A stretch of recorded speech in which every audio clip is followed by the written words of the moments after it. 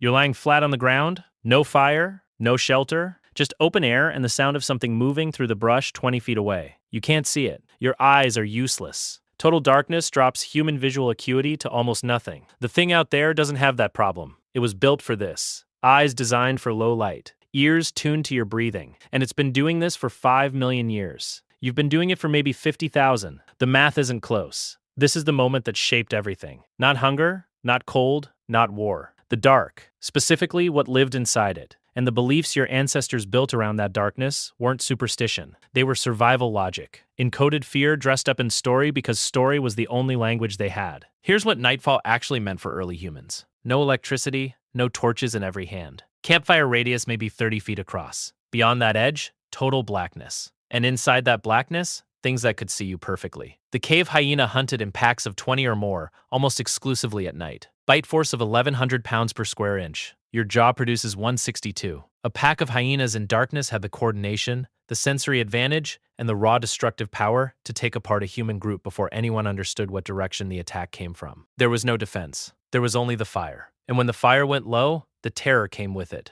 That terror didn't disappear when morning came. It calcified. It became part of how early humans explained the world. Darkness wasn't just dangerous. It was wrong. It was the absence of something good and necessary. The thing that protected you was light, warmth, the sun. And so the sun became the first god, not metaphorically, not poetically, literally. Every major early civilization built its foundational belief system around solar worship because the sun was the only thing that reliably ended the threat. Egypt's Ra, Mesopotamia's Shamash, the Incas' Inti. These weren't abstract ideas, they were gratitude. They were the theology of survival. Every morning that the sun came back was another morning your ancestors weren't eaten. The dark itself became sacred territory, inhabited. The Sand people of southern Africa, among the oldest continuous cultures on Earth, believed darkness held spirits that moved between the living and the dead. Not comforting spirits, dangerous ones that needed careful negotiation. Shamans entered trance states to navigate that space, to bargain with it,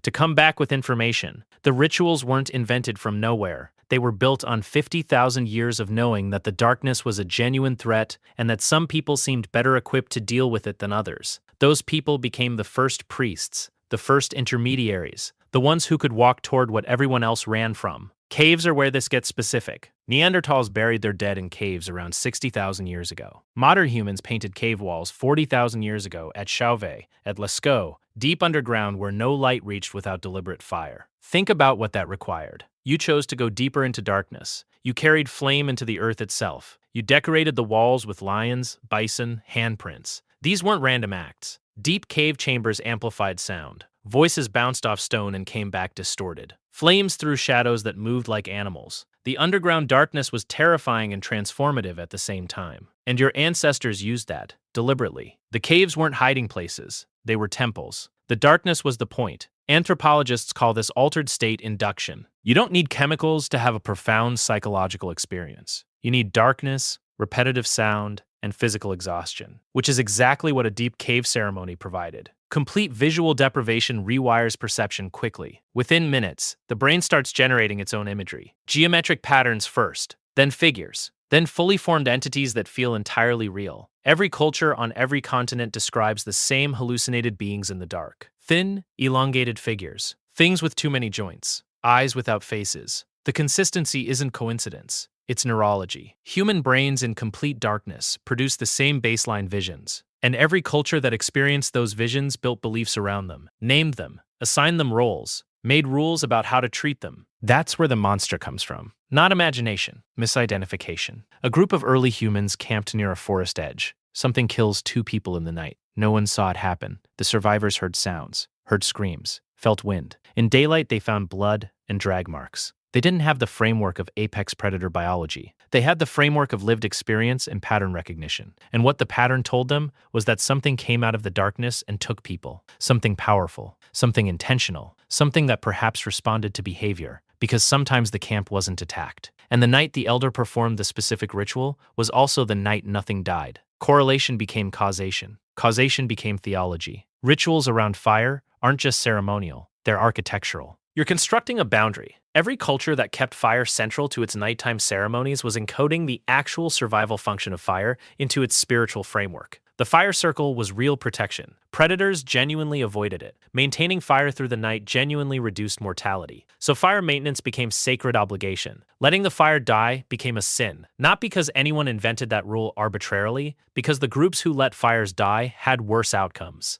The ones who survived long enough to teach their children were the ones who kept the flames burning. The belief preserved the behavior. The behavior preserved the group. Dark-related taboos spread through populations the same way tool designs did, through social networks, across hundreds of miles of overlapping territories. Don't go into the water after dark. Don't call out names in the darkness. Don't let children near the tree line after sunset. These rules sound superstitious, but strip out the supernatural framing, and what you have is solid behavioral guidance. Water after dark hides crocodiles. Calling out signals your location to predators. Children near forest edges at night get taken. Every taboo had a body count behind it. The belief was the packaging. The packaging kept people from repeating the fatal behavior. The dead became part of this framework too. Burial practices in darkness, in caves, under the earth, reflect something specific. The underground was where darkness lived permanently, and the dead went into permanent darkness. So the dead and the dark became conceptually linked. Ancestors existed in the same space as the threat, which meant ancestors could potentially influence the threat. You could ask your dead grandmother to intervene with whatever lived in the night.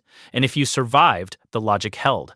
Ancestral communication rituals developed from this connection almost universally in West Africa, in indigenous Australia, across Siberia, and into the early Americas. The dead inhabited darkness. Darkness was inhabited by power. The dead, therefore, had power. The priests who could contact the dead, therefore, had access to that power. Every shamanic tradition in human history traces back to this same root logic. Lightning changed belief systems the same way fire did. A storm at night is uniquely terrifying. Darkness interrupted by violent, disorienting light. Sound with no visible source. Events that killed people with no warning and no apparent selection logic. A bolt would hit one person and leave the person beside them untouched. That's not random chance to a mind without physics. That's decision, that's judgment. The storm was watching, choosing, responding to something the survivors did right that the dead person did wrong. Thor, Zeus, Indra, Tlaloc. Every thunder deity across every disconnected culture represents the same original cognitive event. A pre-scientific human watching lightning kill someone in the dark, and concluding there was a mind behind it. The darkness wasn't empty, it was full of something with preferences. And you had to learn what those preferences were. By the time organized religion began solidifying around 12,000 years ago, the architecture was already ancient. Good above, dangerous below. Light as the domain of safety and the divine. Darkness as the realm of threat, spirits, death, and power. Those are not invented metaphors. They are documented ecological reality preserved in symbolic form. The sun god and the death god aren't theological imagination. They're the campfire and the hyena pack rendered abstract across thousands of years of retelling. Every candle lit in a ceremony is muscle memory from the first human who kept the fire burning through the long dark and made it to morning. That's what humans do with fear. They don't just survive it,